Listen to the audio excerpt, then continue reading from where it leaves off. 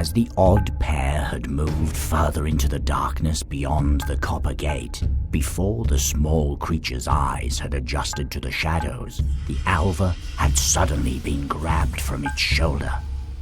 A gigantic shape had picked up the helpless Alva and placed her inside a glass sphere strung up from the ceiling. 3 beings slowly emerged from the darkness, who didn't seem at all interested in the small creature standing before them, and appeared to be squabbling with one another. "Look at it! Look at it!" the fat-nosed troll chanted, enthusiastically pointing at the Alva with one of his chubby fingers. "It looks so yummy.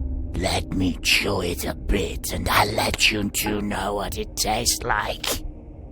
The fat-nosed troll made a guttural sound, spouting and drooling saliva as he mustered all his strength in an effort to grab the Alva. But the slim-nosed troll quickly gripped the glass sphere with his long, nimble fingers, keeping it out of the fat-nosed troll's reach. "The shiny one is doing fine right here in my ball. I found it. It's mine. Swallowing my shinies will be the last thing you do before I got you like a little fishy." Burger Kangan bellowed, immediately bringing the argument to a halt. "I'm thinking," he then continued, letting out a troubled sigh. Irritated by being interrupted, the slim-nosed troll quickly retorted, "Thinking? That's all you do? We have been sitting here for so long. I don't even know why we came to this place. I say we leave and take the shinies with us." Burger Kangan slowly turned his head towards the slim-nosed troll, giving him a dreadful glare. The slim-nosed troll responded, with his nose pointing upward. "Do what you want then. Search some more. Go ahead. You'll never find it here, whatever it is you're looking for. I, however, have that which I desire right here." He carried on as he gave the glass sphere a mischievous poke, making the Alva tumble around inside. Trolls are hideous beings, frequently described as doers of evil and wicked deeds. Terrified only by the sun's rays and the clap of thunder, they seldom leave the darkness of their caves, but once in a while emerging to roam the night in small packs, traveling between villages, snatching newborns out of their cribs before replacing them with their own offspring.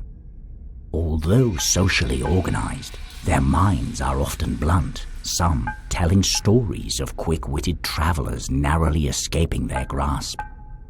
"Hello, let her come down to me, please," the small creature tried, receiving no answer from the troll.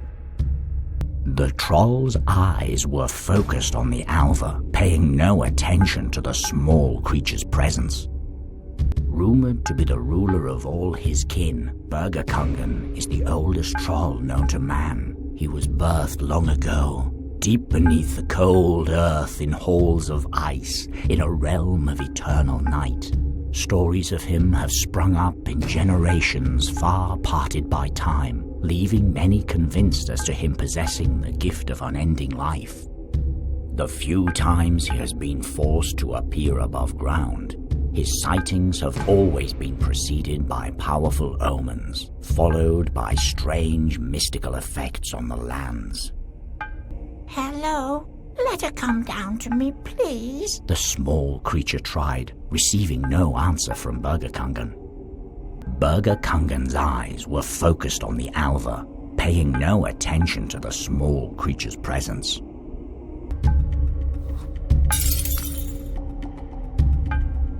"You dummy! Of course you'd go and break it!" the fat-nosed troll exclaimed. "Don't raise your voice to me, you moronic glutton! I found it! I'll break it if I want to!" The slim-nosed troll grunted. "Enough!" Burger Kangan roared.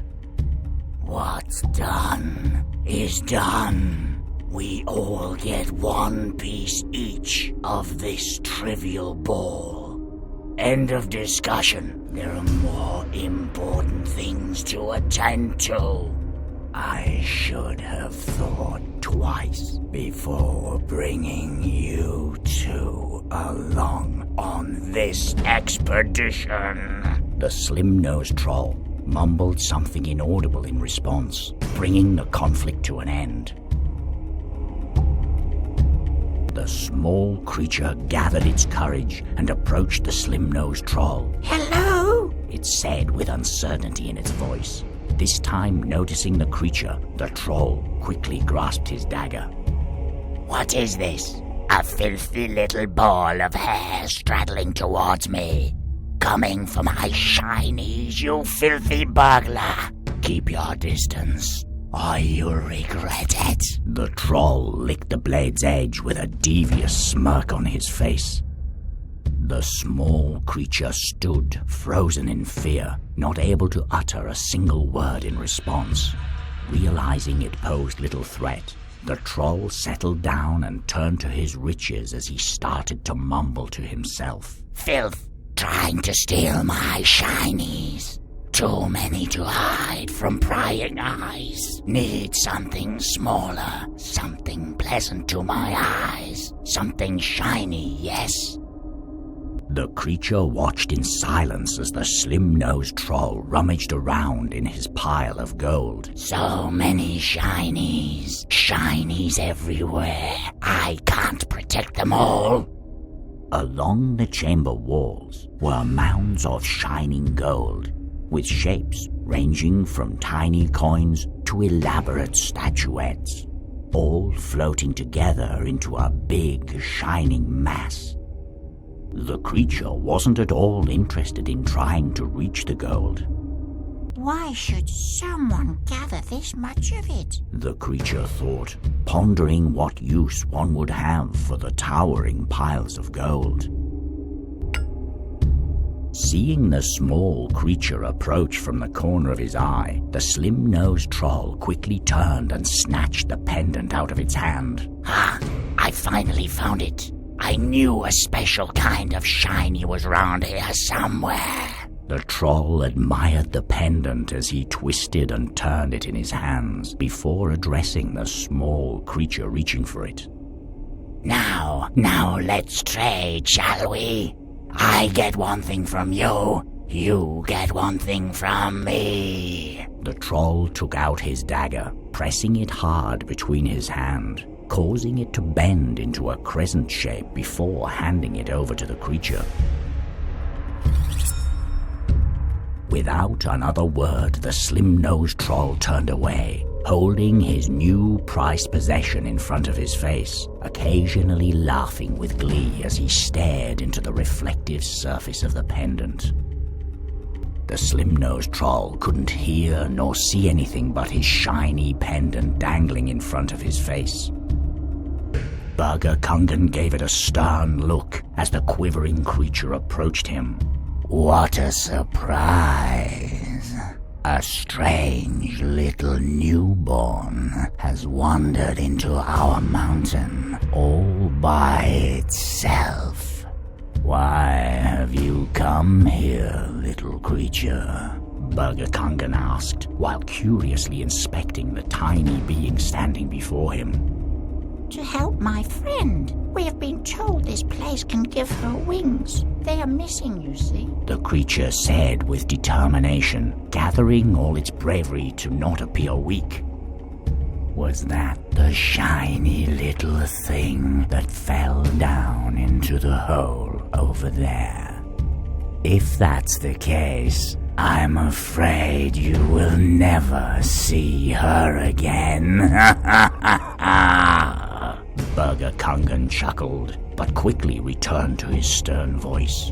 You said you had heard about this place. Tell me what you know. The creature dared not refuse Burger Kungan's request. Well, that it once held some sort of ancient power. The small creature explained in a slow, tentative manner. Burger Kungan sighed in boredom. Bah! I thought you might be useful, but I suppose it's up to me to figure out the secrets of this place after all. I can't trust these two cretins, and you are no better. Waddle home to where you came from.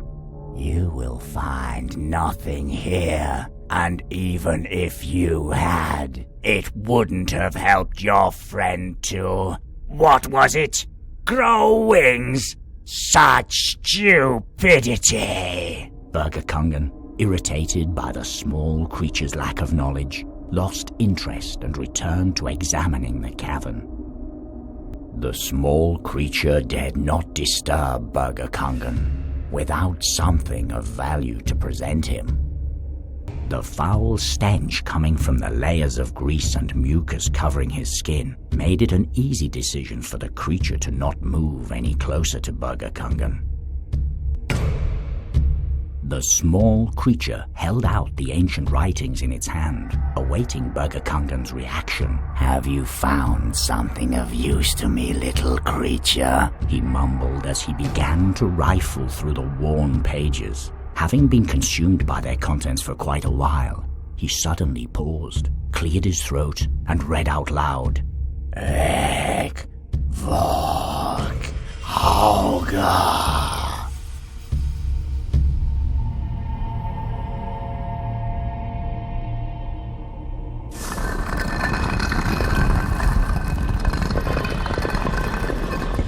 As soon as the echo of his words rung out, two large stone plates had moved apart, revealing a large opening in the middle of the cavern. Ah, you have done well, little creature.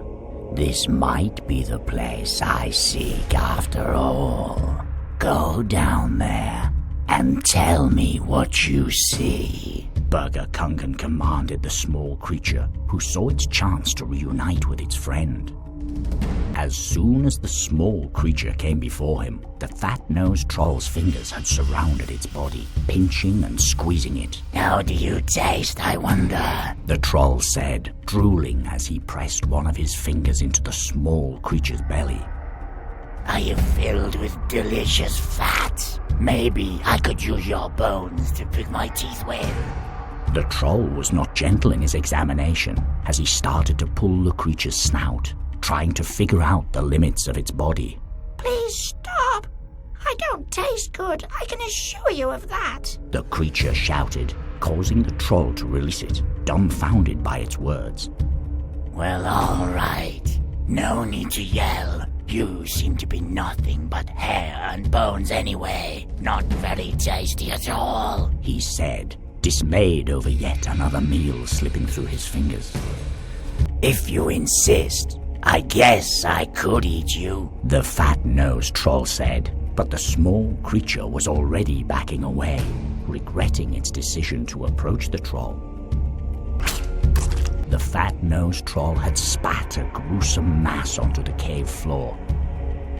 How disgusting, the small creature thought to itself as it watched the mucus slowly dissolve. The spit looked to be fairly clear, considering its origin. The small creature bent down and scooped up some of the spit into the cup of Sigrin. Suddenly, the mucus had turned green, and instead of water now flowed a putrid, endless stream of poison liquid. A piece of supple leather was lying across a crack in the floor. What could this be? Can't be anything dangerous, can it? The small creature reasoned with itself, looking down at the strap next to its feet. Out of curiosity, the creature picked up the strap to have a look at it. Recognizing the fine condition of the leather, it decided to keep it. As the creature moved across the chamber, 1 out of 4 similar altars carved out of the cave floor seemed to respond to its presence, faint whispers breaking through the silence of the cave. On a throne of 8, the golden wheel governs the day.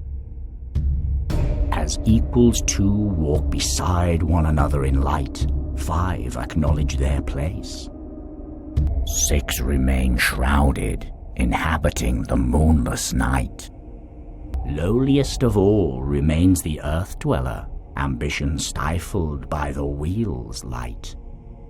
As the creature emerged from the hole, it spotted the slim-nosed troll throwing the pendant on the ground, shattering it. Filthy craftsmen who can't even separate fool's gold from the real thing. If I find them, I shall give them a quick departure from their pathetic existence. Muttering and cursing, he turned back to rummage around in his treasure pile.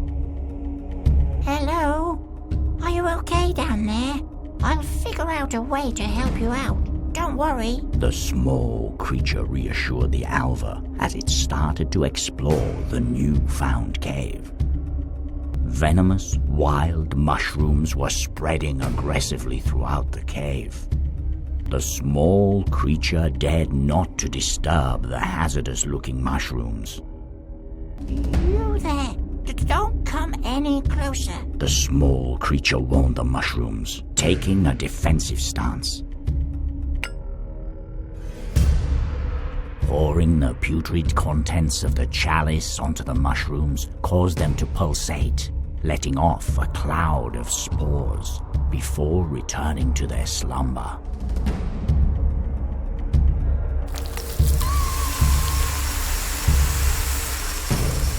A lone stalagmite was standing in the cave. I know you're there. Come out and show yourself. The small creature commanded the stalagmite, but it didn't seem capable of responding. Feeling the stalagmite's rough surface with its hand, the small creature searched for a beard, yet could not find one. A precious gemstone rested safely inside a cavity in the wall. Something glowing is swirling around inside. What could it be? The small creature pondered as it peeked into the gemstone. The gemstone was too indented into the rock for the creature to get a firm grasp around it. Luckily for the creature, the dagger had been bent at an angle to slide perfectly into the cavity behind the gemstone. With some endeavor, the gemstone came loose, at the same time causing the dagger to return to its original shape.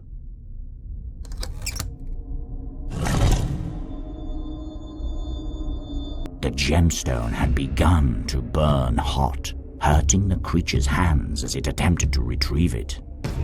A large, glowing eye had revealed itself upon the removal of the gemstone, observing the creature in silence as it moved about the cave.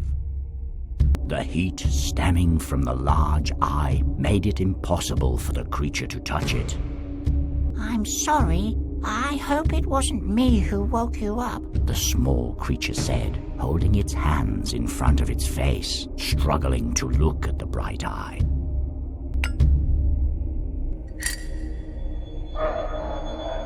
As soon as the eye's radiant gaze met the ring, an intense beam of light shot out of the ring's jewel, disappearing into the ceiling. Suddenly, a shriek of agony could be heard from the cavern up above. Using the old canvas, the creature was able to pick up the hot gemstone. My eyes, it burns. How is the wheel of heaven's wrath reaching us here? The slim-nosed troll shrieked, desperately trying to cover his eyes from the ray of light pointed at his face.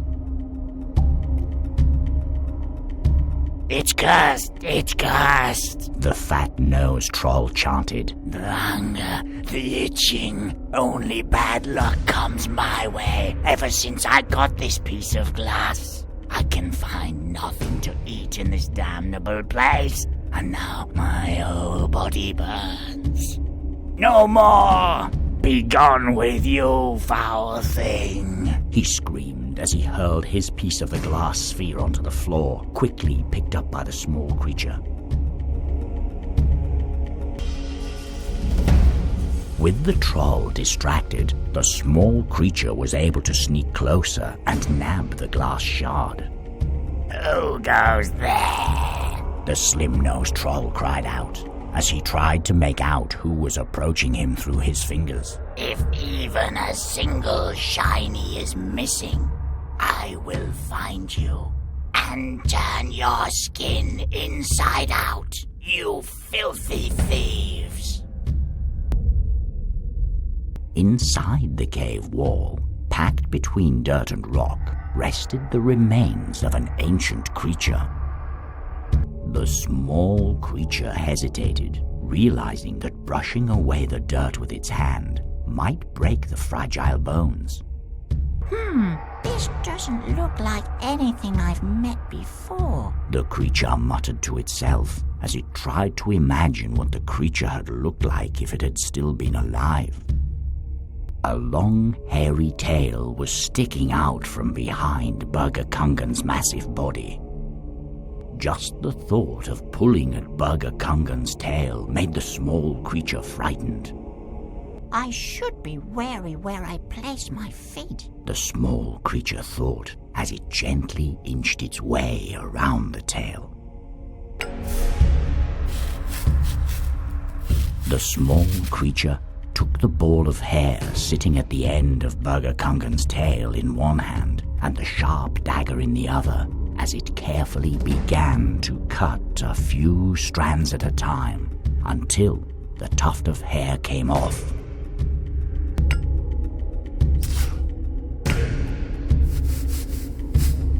By carefully dusting around the fossil, the outermost layer of dirt around it came loose and accumulated in the creature's extended hand, revealing a set of bones sticking out from the cave wall. With the fossil uncovered and intact, the creature could easily pluck a couple of particularly pointy bones from it. The rest of the bones were stuck too deep in the wall for the creature to free them. A stone casket, crushed by the weight of the trolls, was barely peeking out beneath the rocks and rubble. The creature was unable to pry open the locked casket with its fingers. A keyhole means there must be a key nearby somewhere. The creature reasoned with itself as it started to lift up surrounding rocks in search of it.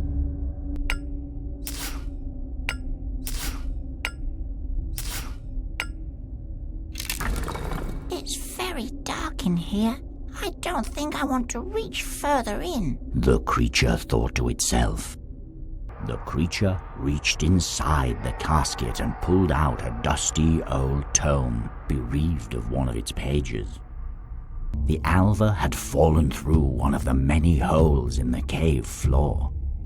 The small creature reached down into the hole, but could not feel the bottom. There has to be a way to help her find her way out of there, the creature thought, following the alva's movements beneath the ground.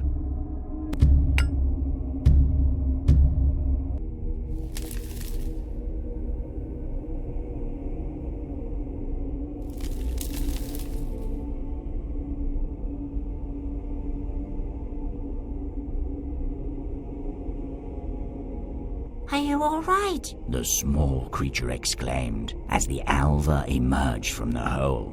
She responded with a quick nod as she slowly stumbled over to rest on a nearby stone. Don't you worry. You stay there and regain your strength. The alva, tired from wandering about in the tunnels beneath the floor, was taking a rest on one of the stones inside the cave. The creature gave the alva a gentle, reassuring pat on her head. I'm sorry I got us into this, but don't worry, we'll make it through, the creature said with confidence to the alva, who answered with a faint smile.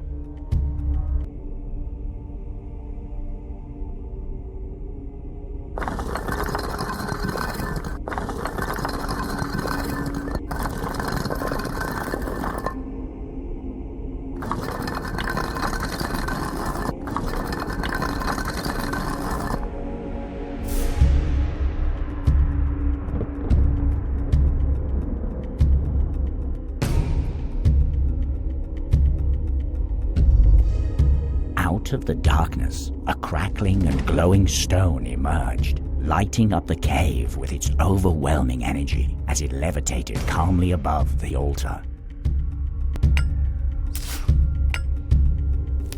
The creature once more presented an offering before Burgerkongen. The tome immediately caught his eye. I recognize the runes on this book. It will surely unveil the true secrets of this place. Hand it over. The creature followed his command and gave Burgerkongen the old tome. It appears what I seek is indeed down in that hole. Bring it to me. There should be a way. Take this glass shard. It might be a key part in this. Make haste, little creature. My patience is growing thin.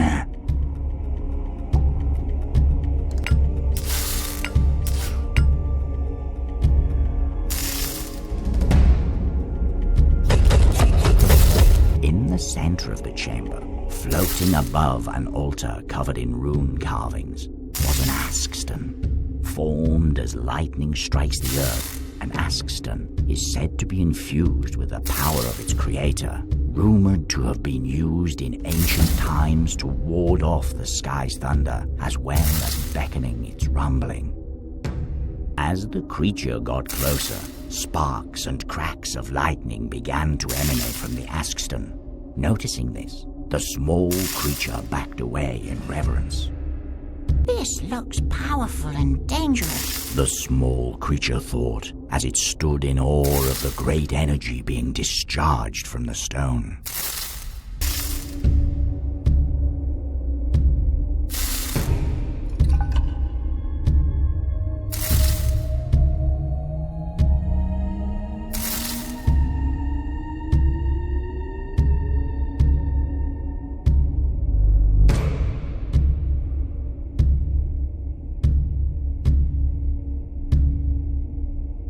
I don't know if I've made the right decision, but I feel this is our last chance to get you wings.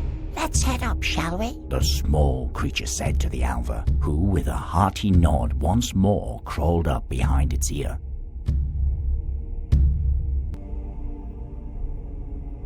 At last, after all this time, it's within my reach, Burgerkongen proclaimed, looking at the askstone with hungry eyes. This is what we have been looking for? A stone? A piece of worthless rock? The slim-nosed troll spouted in anger, yet his words got drowned out by the fat-nosed troll's deep voice. It must be a special rock, right? What does it do? Burgerkongen began to explain in a calm, almost threatening voice. This, my brother, will keep us safe as the wheel in the heavens passes above our heads. It beckons and bends the mind of the dark clouds and the hammering they bring with them. He turned his attention to the small creature.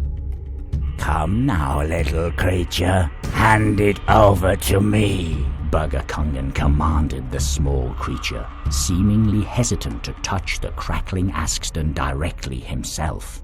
The small creature looked at the alva and then back at Burgerkongen. No, I will not. Did you not hear me, little imp? I said, bring it to me! Burgerkongen roared, furious by the creature's refusal.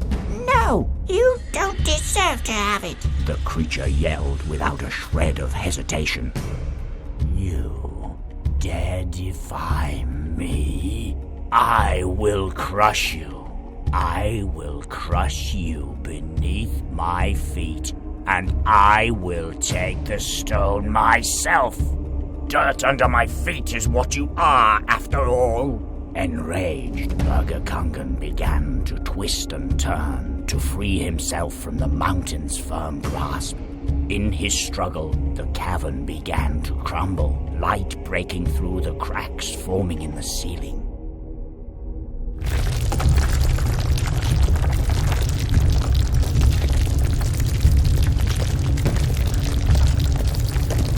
No, not again. The light, stop moving! The slim-nosed troll exclaimed in panic, yet his words did not reach the Troll King. The creature and Alva paused for a moment to watch as the sunlight turned the trolls into stone before making their way out of the chamber.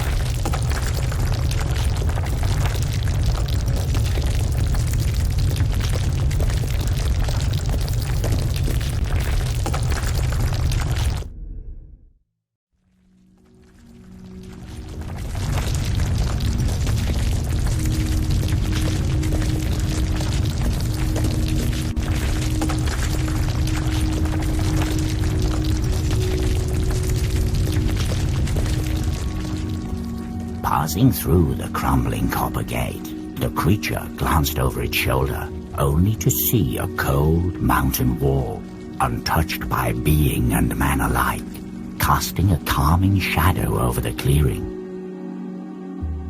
The weary pair, staggering along the forest path, slowly made their way through the thick brush.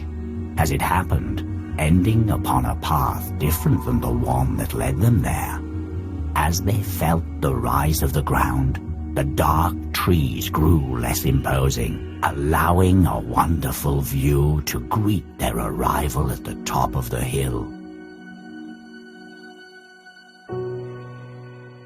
How beautiful! The small creature gasped. I think I'd like to remain here for a while if you wouldn't mind. The Alva marveled at the sky as the creature carefully put her down on a slab beside it. I'm sorry for not being able to help you.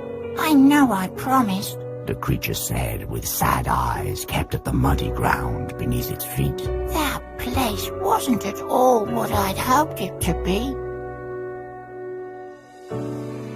After remaining silent for a while, the creature nervously brought its eyes from the ground, greeted by the Alva's beaming smile. For although she could not speak nor fly, her glow appeared brighter than before. As they sat there looking out across the woods, the creature felt at ease, and embraced by the sun's rays breaking through the treetops, it slowly faded as night made way for dawn.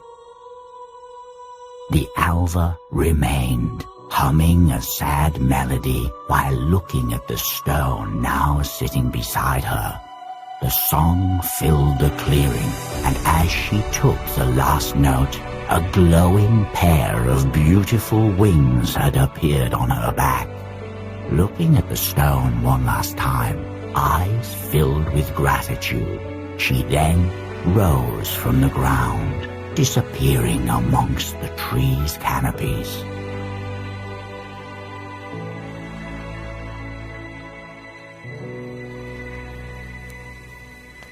And that, my friend, is where this story ends. Make of it what you will this darkest of nights. Be it truth or myth, I have but shared with you what was long ago told to me in the glow of a fire such as this one. I only hope that you'll take care where you trod this night, for, as the story goes, it turns out even a small, in the scope of the world, insignificant creature can be of significance to someone not that significant themselves.